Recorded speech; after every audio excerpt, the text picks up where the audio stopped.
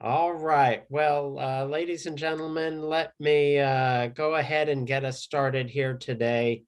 Bob Orr, Dean of the School of Public Policy, and it is my great pleasure to welcome Dr. David Mussington, one of our very own, for this event celebrating our 40th anniversary.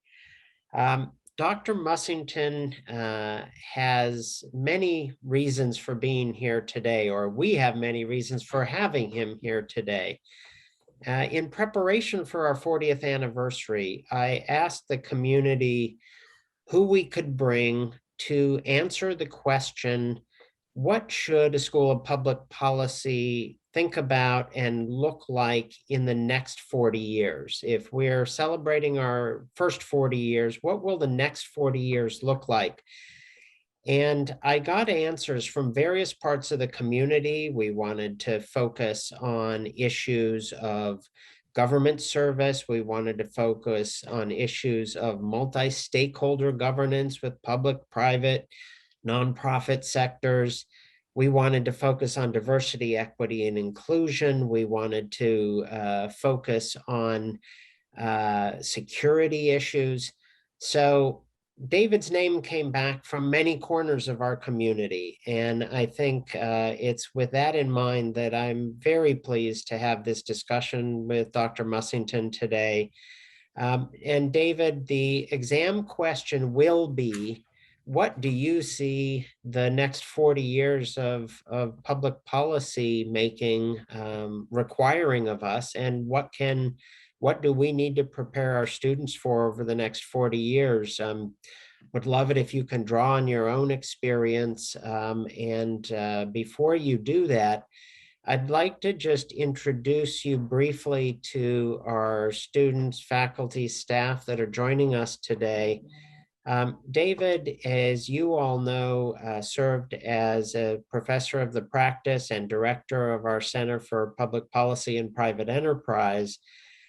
David is now the executive assistant director at CISA, which is securing our nation's infrastructure and cybersecurity.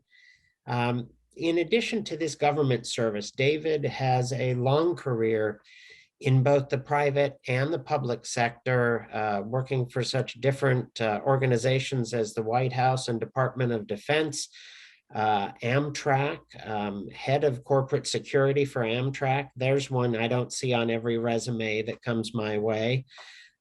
David has done cybersecurity analyses for the Bank of Canada, a range of private sector clients.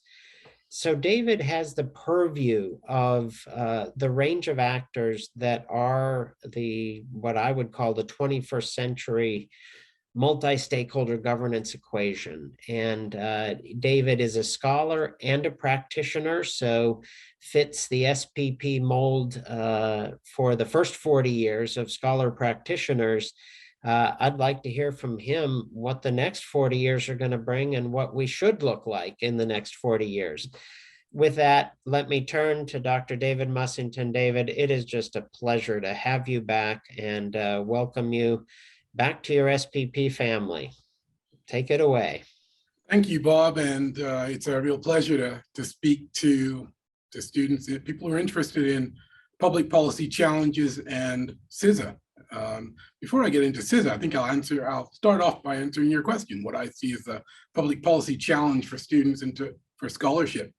I think that, something we used to discuss when I was still on campus, and that is sort of the juxtaposition of evidence-based policy making, policy development, and departures from an evidence basis. I know the school has a commitment to evidence-based scholarship in public policy. That's the approach we bring here at CISA, but it's not everybody's approach. And I just got off a meeting offline on a meeting where people were using anecdotes to try and critique literature-based policy recommendations. And who knows if they'll be successful, but that appeal to rigorous analysis and evidence that can be freely shared and interacted on is what I think the future requires. Now, whether it will receive that treatment, I'm not sure. I think that there is a contention over sort of a 5 or 6 decade history of public policy, increasingly based on rigorous evidence, and those who prefer a different way. And time will tell which model prevails. At CISA, we're focused on the use of evidence. We're focused on the concept of risk management, and the obligation that we feel to address the risk concerns of Americans in the critical infrastructures that they depend upon, and on the government services and economic services that they depend upon to frame the American way of life, or ways of life, to be more accurate. So at CISA, our focus is on protecting critical infrastructures from risk, all hazard risks, not just purposeful action by humans, but disruption to critical infrastructures that place economic well-being in doubt or national security at risk. And national security and critical infrastructure safety and security is exemplified through that sort of confluence of services that support human beings and their ability to execute their economic and political and social lives in a safe and secure manner, free from intimidation, free from pollution of MDM or misdis and malinformation, and free of, I think, an atmosphere of fear and trepidation that much of our politics confronts right now. So that's sort of CISA's broad mandate. I think there's a lot of narrower ways to frame what we're doing here. Should mention, of course, that I'm an appointee in the Biden-Harris administration, so that we have a particular view of this, and you'll hear that in the way we frame the problem and the way we frame some of the solutions that I have in mind. Now, I'm not going to go through, I promise you, all of the volume of talking points that folks around here give me, or give any of the officials here when we're going to talk. But I'm going to sort of introduce you to CISA in a way that may mitigate some of the unfamiliarity of it. I mean, a lot of people think that we're a cybersecurity agency. We are. A lot of people think that we are a component of DHS, just like CBP or the Secret Service. We are, but we're more than both of those things. And I think it's fair to say that, we're the nation's cyber and infrastructure security defense agency. Now, that's a framing that our Director Easterly, likes to put on what we do. It's different than other people's framing of what we do.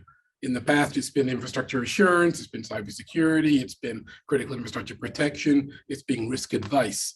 All of those things are still true, but putting that infrastructure and cybersecurity defense frame around this shows, I think, a difference in the approach that we have. Because while we need to focus on defense, we do so without some things that defense authorization authorities tend to have. We mostly lack authority, for example. We have authority in two broad areas: federal cybersecurity, agency cybersecurity in the .gov frame. And we oversee chemical facilities anti-terrorism standards, which is basically a long way of saying if there's a terrorism threat to a chemical facility that has specific chemicals of concern in it, 303 of them, we have regulations and regulatory authority where we get to fine people if they violate our regulations, though we are judged by the frequency of how often we fine people. So you can guess that we never fine people. Instead, what we do is collaboration-based oversight to reduce risk absent blame, absent prosecution, through a voluntary mechanism of exchange of data and technical insights. That overlaps with the cybersecurity approach that we adopt, which is much more collaborative and best practice oriented than might be true of a regulatory agency, which we fashion ourselves as not being. So to start, let me just say that CISA is 3 years old. It was founded in 2018. It used to be called the National Protection Programs Directorate. It's got about 2,400 staff, about 1/3 vacancy rate, so 30% vacancy rate across 6 substantive divisions and a bunch of mission support offices. We're not proud of that, and I'll get to that in a few minutes about what we plan to do about that vacancy rate. We aren't the only ones in the federal government with that vacancy rate, but obviously our vacancies are our primary concern. The mission is about outreach to state, local, territorial, and tribal jurisdictions to empower them to mitigate critical infrastructure risks in their jurisdictions. It's also about service delivery to public institutions and the private sector. Here I'll depart slightly from the cyber focus of what we do to focus a little bit on this division, the Infrastructure Security Division, which has I think a less well-known, well-appreciated set of focus items. For example, I spent the last week working on HBCU bomb detection. and outreach to university presidents.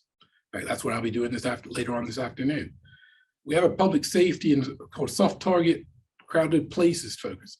Think securing public gatherings from schools to shopping malls to sporting events to special events around things like the Super Bowl. We provide security assistance and risk assessments around all of those events. We provide advice through 10 CISA regions and 109 protective security advisors resident in each of those regions that do human-to-human outreach to those with security concerns.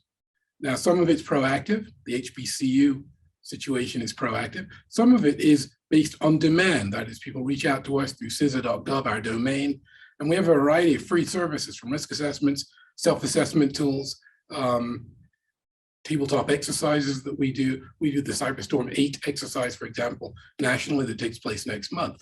So those risk mitigation and risk management guidance outlets are a significant portion of what CISA does. Notice I haven't mentioned cyber yet because I'm trying to give you a balanced perspective on what CISA actually is. CISA in a sense, the descendant of the National Protection Programs Directorate began its life as a counterterrorism and physical infrastructure protection body. It always had a cyber risk component, but now the balance between the physical and cyber parts of that menu changed. So the cyber one dominates. It dominates in terms of our relationship with Capitol Hill. It dominates in terms of the policy focus, the policy centrality of debate, where we collaborate in the interagency, which NSC committees we participate in, and obviously in terms of size. The cybersecurity division here is much larger than the infrastructure security division or other divisions, and they have more vacancies to fill than we do. The bottom line is CISA has a physical and cyber security mission.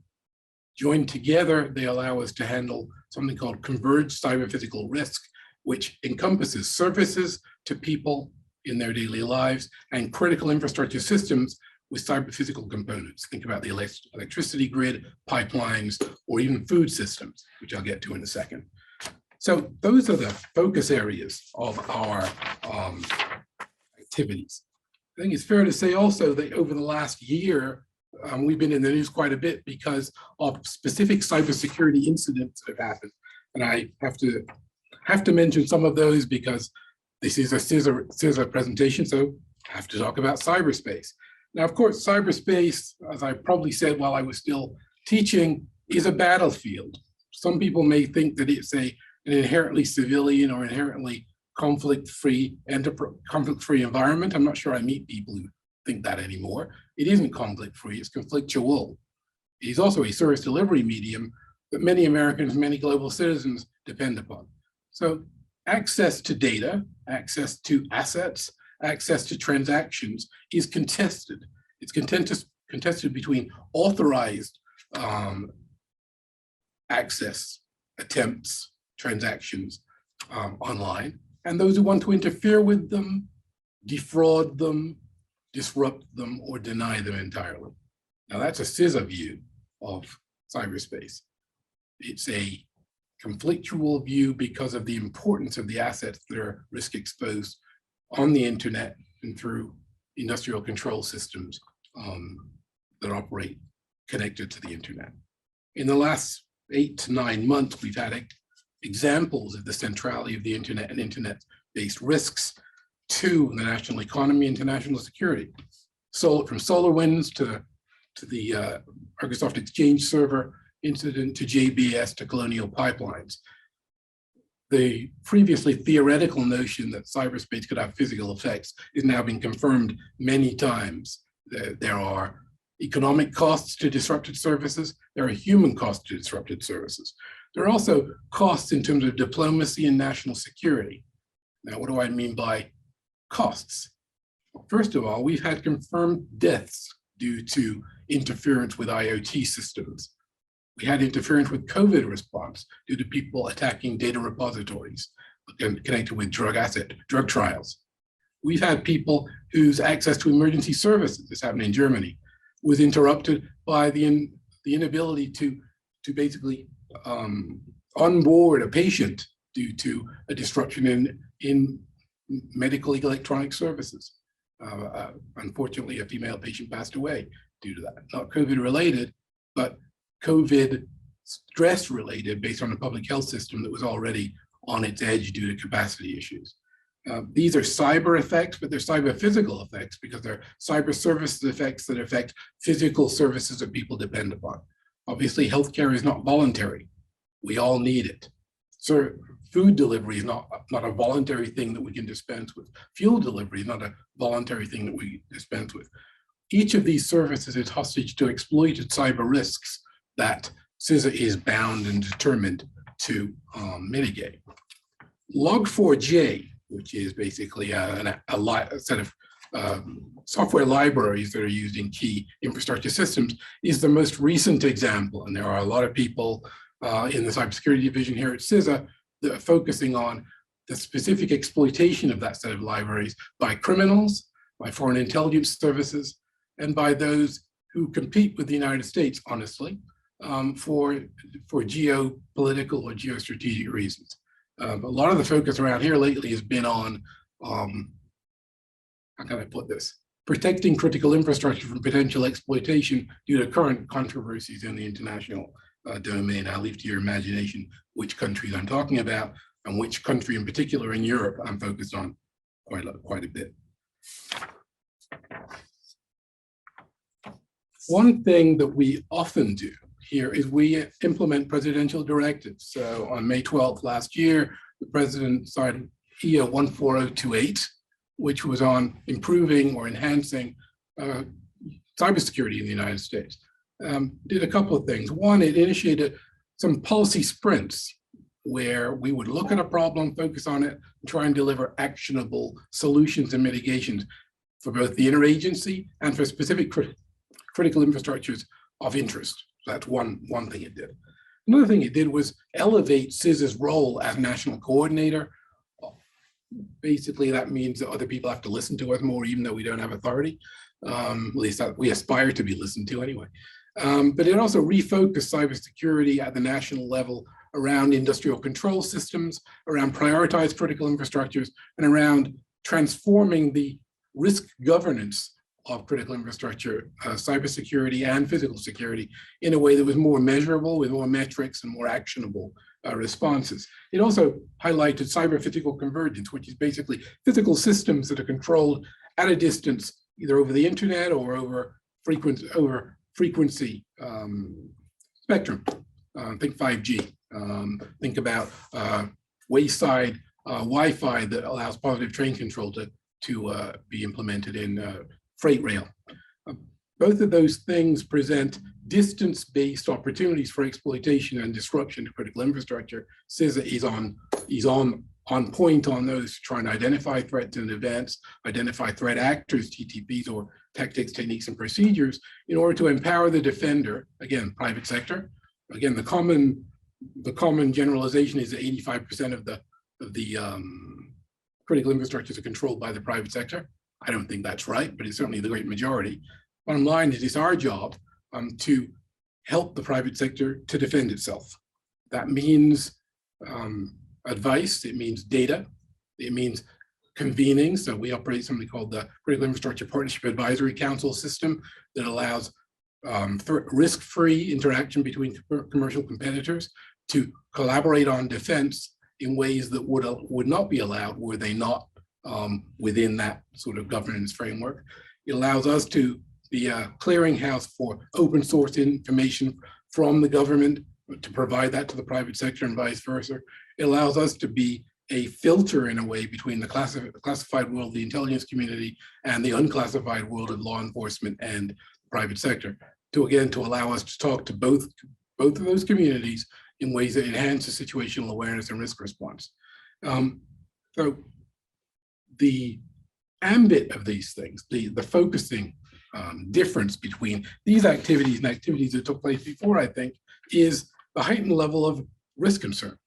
I think it's fair to say that when I was at Maryland full-time, I was probably more out there in terms of being pessimistic about the growth of cyber norms, physical norms on attacking critical infrastructure. There's nothing in a job like this to make you more optimistic about about nation states limiting themselves, being self-deterred by the threat of reprisal or attribution should they exploit critical systems. We see a lot of activity, a lot more activity than we've seen in the past. There's no reason to think that's going to subside anytime in the near future. It means that we need to be focused on communicating best practices to our critical infrastructure partners. It means that we need to do intelligence sharing, information exchange. And it means when incidents occur, we have to have threat hunters and other active, proactive services available to assist companies. If I have one sort of concern here that's fairly high on the agenda, it's assisting small to medium-sized businesses, which often are the least able to protect themselves and have the most valuable cutting-edge intellectual property or IP at risk. Critical data and critical intellectual property in small to medium-sized enterprises is often precursor to economic and scientific breakthrough. Think about the development of COVID vaccines, COVID PPE. All of those services, all of that IP from labs to factories to distribution systems over which those breakthroughs were distributed, typically are controlled by small to medium-sized enterprises in the supply chain. Those supply chain elements are vulnerable to disruption with very high impacts. So that's sort of the focus of a lot of activity here. There's even something I'll introduce, but I won't really have time to elaborate on, which is national critical functions, which is our attempt to innovate beyond the 16 critical infrastructure sectors that we always harp on, to talk about 55 national critical functions, which are really about clusters of services that provide very important services to the American people and to the economy. Think about the delivery of electric power. Think about the delivery of low-cost transportation services by air. Think about mail and shipping that allows extended supply chains around the world, each of which depend on a confluence of interdependent systems to provide low-cost, highly reliable, and secured access to economically important and governance important services and information delivery. So that's the first half of what I wanted to say, and I'm going a bit long here, but I'm trying to emphasize the CISA mission on one side of this discussion, and another with what it takes to deliver those sorts of services. For us, it takes a diverse workforce to deliver those services. I think that there's not enough attention being given to the diversity multiplier you get when you have an overt and energized diversity, inclusion, equity, and accessibility approach to the provision of high priority services. At CISA, we have a very innovative, very impactful approach, supported by senior leadership, empowered by Director Easterly, Jen Easterly, our director, very well supported by our secretary, Ali Mayorkas, as well. I think that it's fair to say that the program here, and I think I made this point on a separate call with Dean Orr, the program here resembles some of the elements that we worked on when I was at Maryland. Outreach, engagement, empowerment, celebration of diversity as a goal, as a contributor to organizational excellence. That's the narrative we have here. It influences every element of how we recruit, every element of how we do retention, and even the mechanism we put into place to allow us to recruit people from non-traditional backgrounds. Just a short list of some of those things that we do. We have created a CTMS, or Cybersecurity Talent Management System, that doesn't use degrees and doesn't use your academic experience to judge whether you have the skills and talent and potential to actually come and work for CISA in a technical or non-technical role. So CTMS, which was rolled out earlier last year, November of last year, allows you to test into a job category and receive commercial level salaries in those salaries. So for a political scientist, for example, of course you wouldn't be eligible because you're not technical. I'm kidding. The point is, if you show technical aptitude, you can test into a category where you'll get to work as a threat hunter, you'll get to work as a risk manager, you'll get to work as a public affairs person. There are cyber-specific disciplines that help the mission that have CTMS testing that can take you from a master's degree in public policy, like many of my former students. I have a master's in political science. I would also, were I younger, because I'm no longer young, of course, now I'm here, would allow me to test into a technical discipline. It allowed me to be part of a team because everything we do here is team oriented. The CTMS is a DHS program that we grabbed because we wanted to be as innovative as possible. We also have partnerships with NGOs, partnership with Girls Who Code, for example. Our director is a patron of Girls Who Code, and developed in 2021, September 2021, specific outreach to Girls Who Code to recruit or to mitigate disparities in cybersecurity workforce. Everybody knows, or at least everybody should know here, that the cybersecurity workforce is diverse, but not as diverse as it could be if it actually did really effective recruiting to underrepresented communities of color, women, et cetera. So Girls Who Code allows us to do that through internships, through targeted hiring events, and just through engagement with public events to message that we're open to the contribution to a variety of varying communities. Another sort of initiative we do in that area, Women in Cyber, through a CTAP grantee, cyber.org, we do specific partnership development. We develop cyber safety materials and outreach to universities and to underrepresented communities in America to try and identify those who might have interests in both academic cybersecurity educational opportunities, but also just want to get smart about what cyber hygiene and cyber citizenship entails. We also have a special relationship with the Girl Scouts. We have a cyber awareness badge, and we support that. We again provide internship opportunities, paid internship opportunities. I should emphasize from high school to university. Have to mention scholarships for service. That program, not run by us, but certainly we support it, and it's possible if you qualify for cybersecurity scholarship for scholarship for service programs in a cyber domain, you can come work for us, and we hire a lot of the people who are in those programs.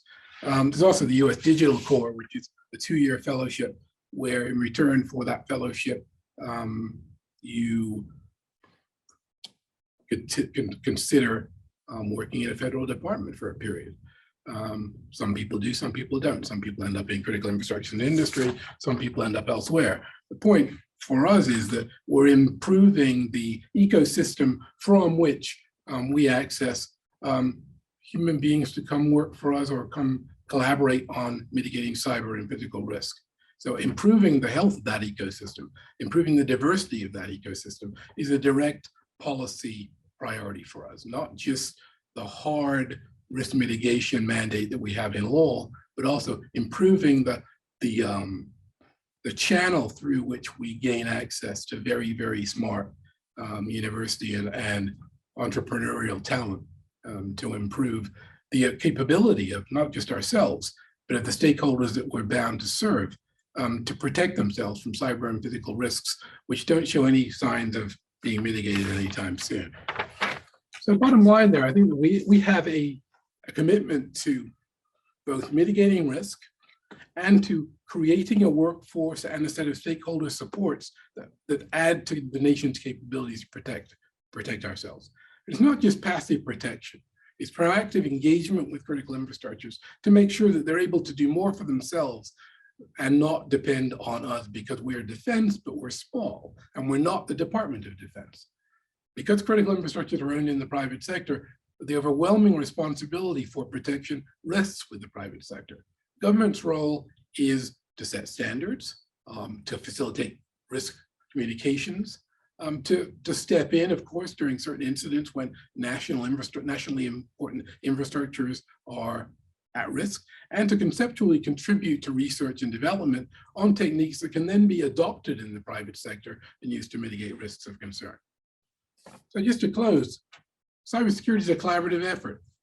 At the end of the day, the most critical functions of the economy and most vital systems are in private hands. That's America's approach to critical infrastructure, cybersecurity and infrastructure protection. We leverage that approach by creating a free, open playing field for people to engage and to exchange information and to collaborate to mitigate risk of concern narrowly and of concern nationally.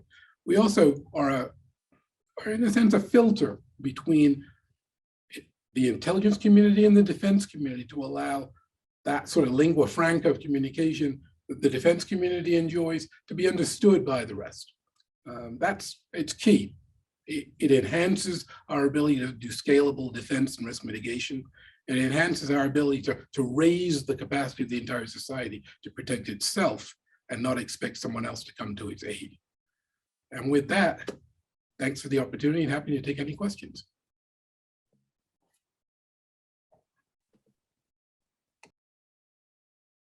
Over to you, Joshua. All right, David, let me just introduce Joshua to take over our Q&A part. Just before doing that, I wanted to say that thank you so much for not only the analysis of the situation, and in that analysis, I heard not only the traditional words of threat, disruption, counterterrorism, battlefield, risk, protection, security, defense, but I also heard an equally strong or even stronger narrative of freedoms, collaboration, open playing field, multiple jurisdictions, HBCUs, service delivery, policy sprints, SMEs, equity, empowerment, girls who code, scholarships for service. That narrative that you provide, David, is not only powerful, it's extremely important in focusing where our energies need to go. And so I want to thank you for that, providing that frame, and for this opportunity. With that, I want to turn over the Q&A part here to Joshua Winston. Josh is an undergraduate major in the School of Public Policy. He is a senator in the University Senate and represents the School of Public Policy and Student Government. He is also the very active, very effective leader of the Black Students in Public Policy in the school. Josh, over to you to take forward the conversation with Dr. Mussington. Thank you so much, Dean Orr, for that introduction. And thank you, Dr. Mussington, for returning to our school for a 40th anniversary event. We greatly appreciate having you here and know that you're deeply enjoying your new role as within the Biden and Harris administration. So my first question will come from our chat, actually. And so Mark Smith asks, as more and more critical infrastructure becomes connected and susceptible to foreign interference, malware, and other threats, what is CISA's approach to pull together the disparate local, state, private, and federal partners around a unified strategy that protects the country's food, water, energy, and logistics supplies? Well, first, thank you for the question. It sort of intersects with two themes I think I want to draw here. First is we're currently rewriting the National Infrastructure Protection Plan to create that sort of coherent umbrella framework for addressing the sort of spectrum of risk concerns that you just articulated. I think it's fair to say that whatever CISA does, it does with other people. We're small, and cybersecurity is a team sport. So here's, I think, our approach. First, in the federal space, it's our approach to sort of articulate binding best practices for federal network cybersecurity for the federal government. I mean, I think that it's fair to say that a lot of us, academically, before I was here, thought that the federal government needed to implement best practices for itself before it could convince other people to do so. So that's a journey that we're on, and the Congress and the administration have adopted a fairly muscular approach, empowering CISA to basically make the interagency do what we say. Now that, for good or ill, if we're right, it's great. If we're not, then the mistakes are ours. But so for federal cybersecurity, placing CISA in the lead, and there's all sorts of proposals about making the federal CISO part of CISA. That hasn't happened yet, but who knows? So, but the centralization of standards and best practice guidance, certainly for responses to things like Log4j, is the approach taken by this administration. For critical infrastructures more broadly, there's been a slight change. We've had 16 critical infrastructures for around, 10, 12 years. Prior to that, we had fewer. We've been accumulating critical infrastructures as we sort of think of new ones. There's a proposal now to make space a critical infrastructure, even though most of that infrastructure is within transportation or aerospace already, but you know, that's hasn't been decided yet. But there's a space services infrastructure lobby that is now saying, please, we're number 17. So that critical infrastructure policy frame is an old one, and it's one that we're trying to supersede. We've conceptualized now something called national critical functions, 55 of them. Things like deliver energy, provide healthcare.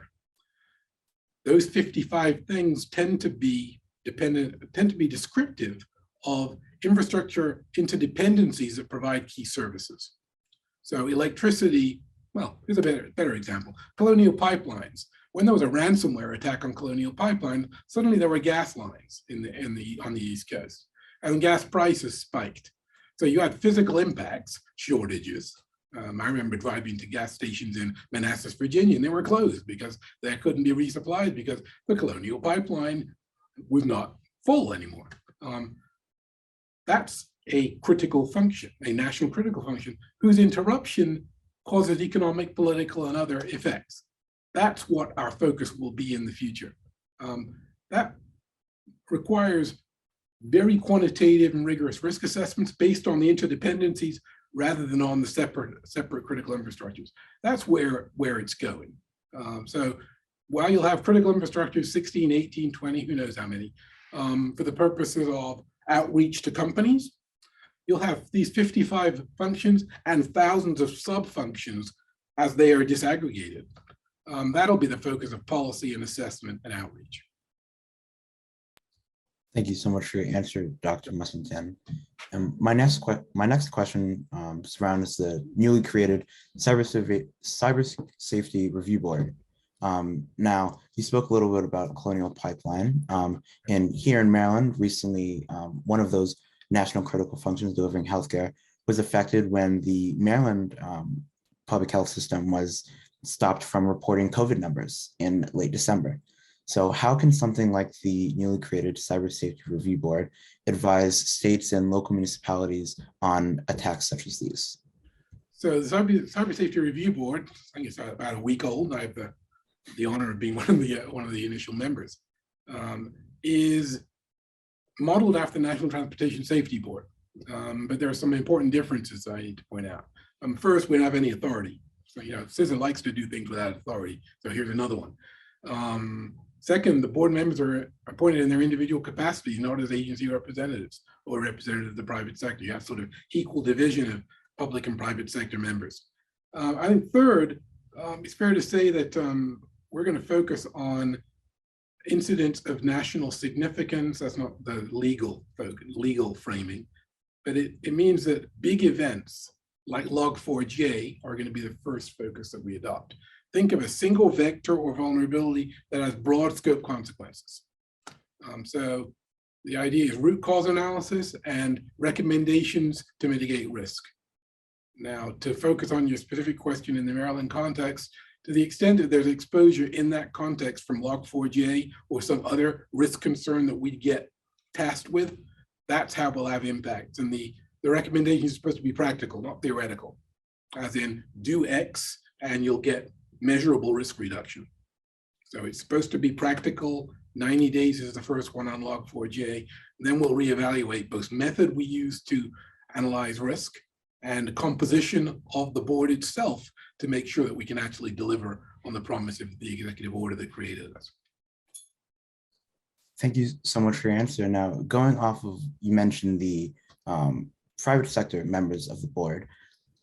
Given that most of the critical infrastructure is owned by the private sector, what challenges do you face in trying to get organizations to work with you? So trust is the biggest challenge. After all, government likes to regulate or does regulate because the law says that we must in some cases. Business does not want to be regulated. So anytime CISA approaches, even though we don't have much regulatory authority, as I'm trying to emphasize here, there's suspicion that we're a stalking horse for somebody else. So for example, when you had that Colonial Pipeline situation I just mentioned, TSA is the regulator. and TSA wrote security directives. I remember hearing all sorts of meetings with private sector folks from that sector accusing us of writing the regulations secretly and the TSA was known to not have, quote, cybersecurity expertise, so they must be having CISA do it for them. That's not what happened. But the concern that CISA is a secret regulator working through the federal space to have its way with people is one I hear quite often. And it's sort of amusing given the contrast in here with us constantly trying to figure out how to make the private sector pay attention to us, let alone do what we say. So trust is the biggest barrier. In terms of things that can engender trust, we have the Critical Infrastructure Partnership Advisory Committee system created by the 2002 Homeland Security Act that allows us to facilitate public-private collaboration through regular sector-based committees. There's a sector coordinating council and a government coordinating council by sector that is a structured conversation between the public and private sector on risk concerns. And it allows extensive exchange of information, exchange of risk prioritization, selectively downgraded open source information can be exchanged as well, and incident response can be coordinated that way as well. And there are other ways, PCII, we can categorize information and give it some legal protection so it won't be exposed if it's communicated for risk purposes, it won't be used for regulatory purposes, other similar mechanisms. Thank you again for your answer. Now, could you speak a little bit about what CISA is doing to protect physical election infrastructure? Okay, so we have an election security initiative led by Kim Wyman. She's a former, she was an official in Washington State, might have been Secretary of State for their election body there. We're doing outreach in sort of three areas. One, misdis and malinformation, which is sort of trying to influence the narrative or discourse on election threats, trying to debunk through countering rumors of election fraud, as you might guess. Our former director, Chris Krebs, validated that approach by telling the truth about the rigorous 2020 election. We have a relationship with the multi-state ISAC that provides information security guidance and tools to individual secretaries of state in all 50 states and Commonwealths as well. So that operates something called Albert, which is an intrusion detection system, which touches most states' election infrastructures and can validate whether they are being surveilled or interfered with over their online presence. We also, through protective security advisors in all 50 states, 10 CISA regions, provide security advice, physical security advice on how to secure polling places and how to protect vote tabulation centers. So we do that in collaboration with states, we do it in collaboration with the FBI, and we do it proactively through holding tabletop exercises as well. So that's sort of the broad spectrum of what we do. All right. And then, so I assume many of your recommendations to state and local governments or private businesses will cost a substantial amount of money. What can you do on your end to see that these costs are covered? So first, don't assume that they cost a lot of money, and just assume that they are pretty much best practices recommended by institutions such as NIST. Does it cost you more to instrument a network properly, or does it cost you more when you bear the risk of ransomware hitting you? Might be a short-term versus a long-term cost. We think the best practice implementation at the beginning of a cybersecurity or critical infrastructure security investment is actually at a high rates of return through the life of an asset.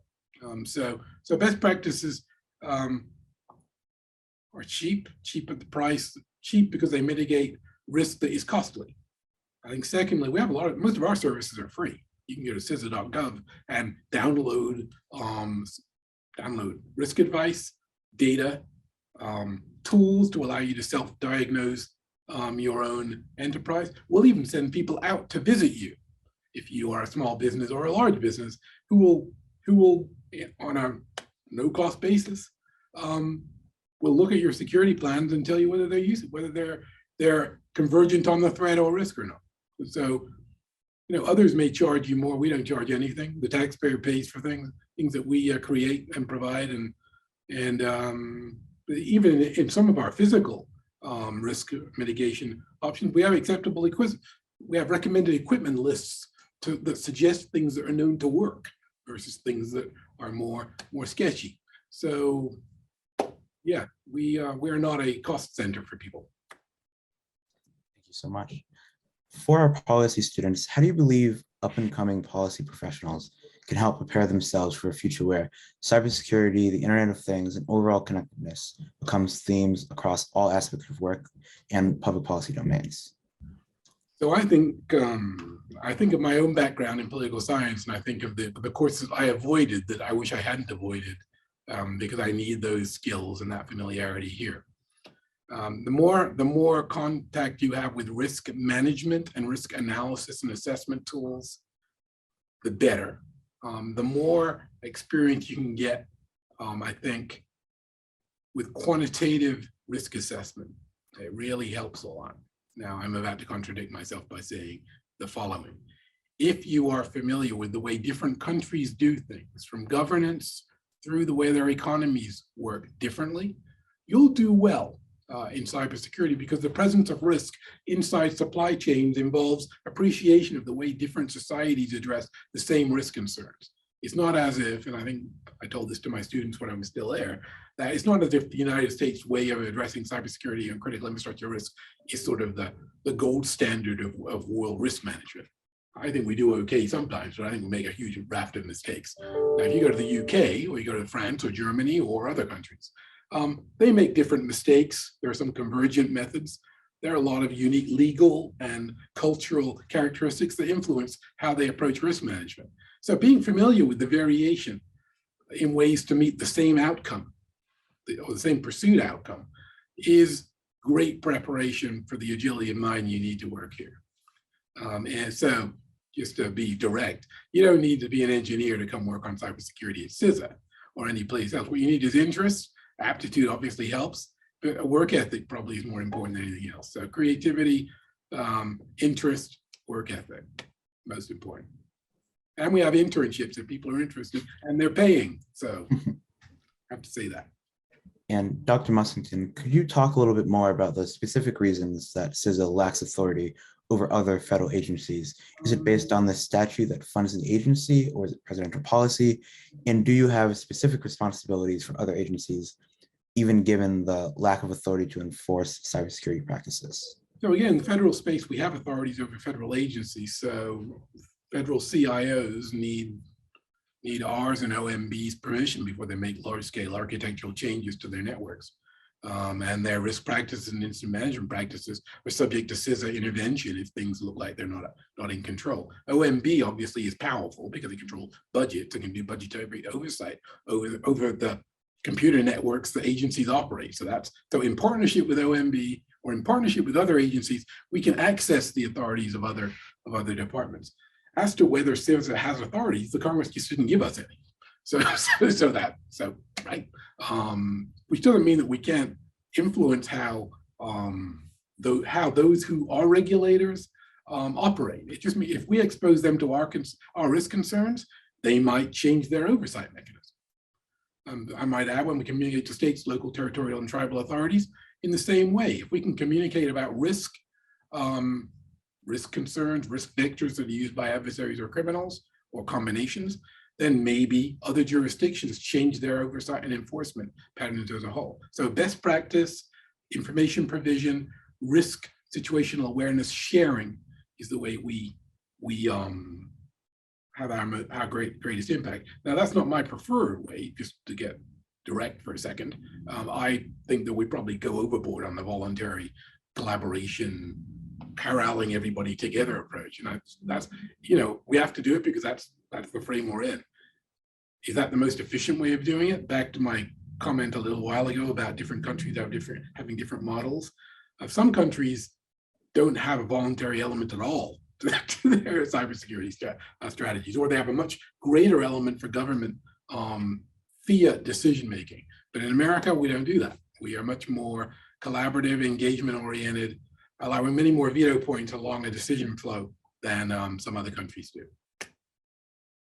Now, shifting back a little bit before I ask how other students can be hired at CISA. I'd like to delve a little bit into how you were hired. And could you talk a little bit about the appointment process Sure. and your transition from professor to going back into public service? So great question. Only parts of it are visible to me, right? So background's probably easier to explain other people's choices, since I was like willing to serve, that did not have a, I'm not a friend of the president or something, so there's no reason to think that he would look into appoint me. I like to think he was, but of course he was not. In fact, I bet you he never knew my name. His staff might, but that's a story I haven't heard. I served in the Obama administration to the Defense Department, and I was at the White House staff back in 2011, 12, and 13 timeframe. I didn't blow it. so I was sort of in the set of people known to be a researcher, known to be professionally interested and engaged. I'm a Democrat, so I worked on the policy teams for the campaign and wrote policy papers, white papers, critiquing specific prior administration efforts in the cybersecurity area. And early on, everybody I knew, I told everybody I knew that I was interested in serving, but I had no inside track on anything. So the way it happened is after the election, and before it was called because of 6th January and all of that, you get outreach from people, from policy teams, asking if you're interested, and you submit your resume, literally. So I did that along with probably everybody else who ever touched the Biden-Harris campaign. And I was delighted to get a call asking me a specific question about preference and what kind of service I would envision and what the timing could be like. So my answer was, well, I have commitments, so I need advance warning, Dior, if I was to do anything. The day after I said that, I got a phone call saying, would I be available for interviews? And I said, yes, in principle. And the day after that, I got a week's schedule telling me that I was going to be interviewed 4 days in a row by different people. And I guess it's kind of a filter. If you don't blow the first interview, you get the second. The last interview was with presidential personnel about timing and what this position would mean relative to others. And then for a couple of weeks, I didn't hear anything. And I remember thinking that they probably interviewed 1,000 people, 20 for this job, and they're being nice. So I also got irritated because I needed to because I had teaching and other responsibilities. So I get a phone call on a Saturday morning that was marked as spam on my cell phone. I'll never forget. And I answered it, and it was from a Chicago number I'd never heard of before. And before I could get really hostile about it, I'm from the Biden-Harris transition, and we'd like to offer you this position. We'd be delighted if you join us. So 5-week process, not out of the blue because I obviously worked on the campaign, but no guarantees. And here I am. 1-year anniversary today, actually. Well, again, we at the school, of course, appreciate your service. And now I'd like to, you spoke earlier about the number of vacancies at CISA. And could you speak a little bit more about the plan to fulfill the 30% vacancy at CISA, sure, and how students on this call might be able to apply? Well, first, now I'll make an offer that I probably shouldn't make, but anyway, you, Megan, Dinor, Josh, you have my email address, and if you have names of people who you think might be interested, send them along, and then we can start a process of reviewing resumes, and we can see if there are programs specifically here where there's a fit. That's probably the fastest way.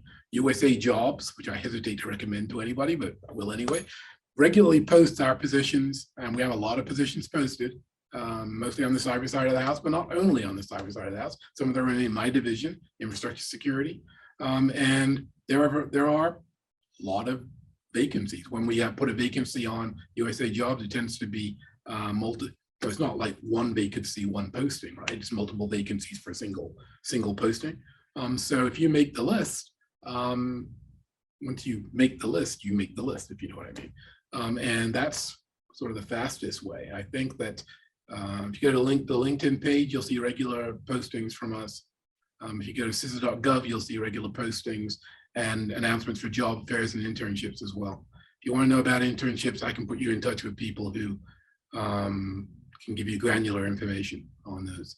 We're always recruiting, so there's no specific time. Obviously, if you want to pay the internship, there's competition for them, so the faster, the sooner the better in terms of communicating your interest to us. Let me think about, happy to take some visitors here, since I'm in this building with about 20 people in it. It's supposed to have like 300 people in it, but we're like 95% remote right now. So happy to host people for a conversation about it, if people have interest.